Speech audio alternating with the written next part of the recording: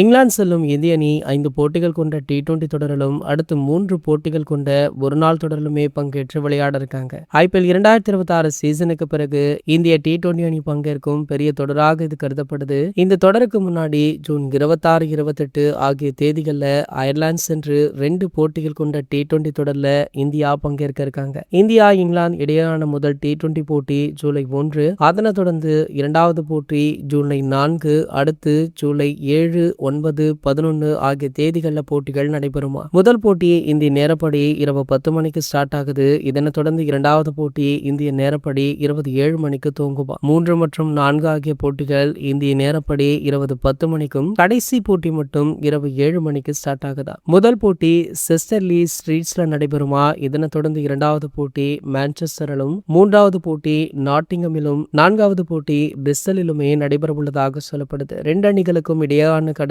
T20 போட்டி சவுத்ஹாம்டனிலுமே நடைபெறவுள்ளது. 5 போட்டிகள் கொண்ட T20 தொடர் முடிந்த பிறகு 2 அணிகளுக்கும் இடையில 3 ஒருநாள் போட்டிகளுமே இருக்கு. ஆகையால இந்த ஆண்டு இந்திய அணிக்கு சிறப்பாக இருக்கும் அப்படின்றதுல எந்த ஒரு மாற்று கருத்துமே கிடையாது. இந்தியா இங்கிலாந்து T20 போட்டிக்கான 15 பேர் கொண்ட பட்டியலை கூடிய விரைவிலேயே BCCI அதிகாரப்பூர்வமாக வெளியிட இருக்காங்க.